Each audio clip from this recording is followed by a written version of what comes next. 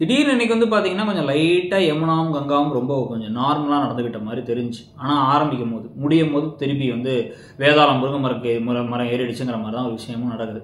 So இப்போ கங்காவுக்கு வந்து காரமான ஸ்வீட் தான் பிடிக்குது, காரமான விஷயங்கள் தான் பிடிக்குது, இனிப்பான விஷயங்கள் தான் காவேரிக்கு பிடிக்குது அப்படிங்கிறதெல்லாம் காமிக்கிறாங்க. அவங்க அம்மா வந்து அப்படியே கண்ணீர் விட்டு உங்கள் அப்பா கூட இருக்கும் போது தான் தீபாவளிக்கு நான் பலகாரமாக சுட்டேன்னு சொல்லும்போது இவங்களும் கண் கலங்கி அவங்கெல்லாம் வந்து அப்படி குடும்பமாக அழுததுக்கு பிறகு கொஞ்சம் கொஞ்சமாக எமோஷனல் ஆகி சரியாகிறாங்க.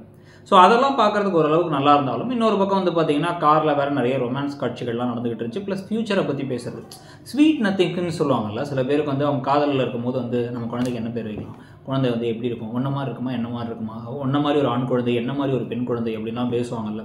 ஸோ அந்த மாதிரி விஷயங்கள்லாம் வந்து இங்கே பேசி குழந்தை எப்போ வெளில வரும், அதுக்கும் வந்து ஒரு பொண்ணாக தான் இருக்கணும், அதுக்கு ஒரு பட்டுப்பாவாடை சட்டை தச்சு போட்டு அதே கலர் ட்ரெஸ்ஸில் வந்து உனக்கு சாரி எனக்கு ஒரு ஷர்ட் அண்ட் வேஷ்டி எல்லாம் வச்சு நம்ம தீபாவளி கொண்டாடணும், குழந்தை பயந்துரும் அதனால பட்டாசு வெடிக்க வேணாம் அப்படின்னு நிறைய விஷயங்களை பேசிக்கிட்டு இருக்காங்க.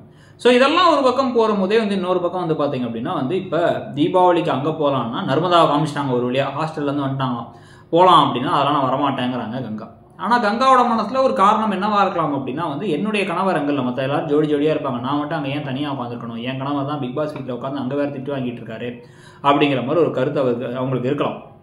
ஸோ அது என்ன ஆக போகுது அப்படிங்கிறது ஒரு பெரிய கேள்விக்குறி தான். ஆனால் வந்து அவங்க இங்கே வந்ததுக்கு பிறகு எப்படியே எல்லாரும் சேர்ந்து கன்வின்ஸ் பண்ணி இங்கே வந்ததுக்கப்புறம் கடைசியில் ஏன்டா அவங்கள கூப்பிட்டோங்கிற மாதிரி தான் வந்து காவேரி விஜய் கிட்ட அந்த வீட்டை நீங்கள் வாங்கக்கூடாது, மற்றவங்க யாருக்கோ வாங்கினா பரவாயில்ல, உங்கள்கிட்ட பணம் இருக்குங்கிறதுக்காக வாங்குறீங்கன்னா அது எப்படி நியாயமாகும் அப்படி இப்படின்ட்டு வந்து ஓவராக பேசி யாருக்கு வேணாலும் போட்டோம் ஆனால் உங்கள்கிட்ட இருக்கக்கூடாதுன்னு பேசுறதுலாம் ஒரு மாதிரி நியாயம் இல்லாத செயல்.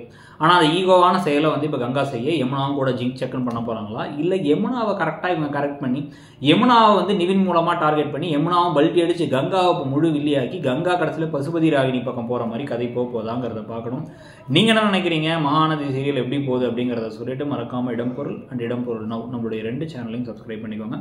இடம்பொருளில் கொஞ்சம் நாட்களுக்கு ப்ரெடிக்ஷன் வீடியோஸ்லாம் வரும், இப்படி இருந்தால் எப்படி இருக்குங்கிற கற்பனையான ஒரு லென்த்தியான வீடியோஸ்லாம் வரும், சின்ன வீடியோஸ் ரிவ்யூஸ் அண்ட் அதுக்கப்புறம் வந்து நம்மளுடைய ப்ரெடிக்ஷன்ஸ் ப்ரோமோஸ் அதுக்கப்புறம் வந்து ஷார்ட்ஸ் எல்லாமே வந்து இடம்பொருள் நோவில் இருக்கும். ஸோ மறக்காமல் 2 சேனலையும் சப்ஸ்கிரைப் பண்ணிவிட்டு உங்களுடைய கருத்துக்களை கமெண்ட் செக்ஷனில் தெரிவிங்க.